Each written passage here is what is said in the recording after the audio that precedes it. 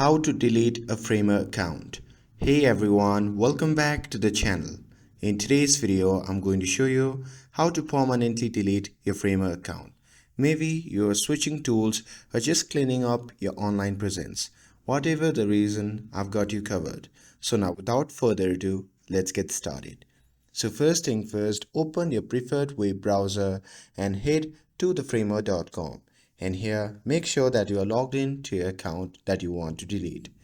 And once logged in on the main dashboard, simply click on the account option which can be seen at the left sidebar under My Workspace. And here, once you click on that, a pop-up menu will appear. From that menu, under Profile section, you can see the option labeled as Delete Account. So simply click on that. And once you click on that, a confirmation message will pop up.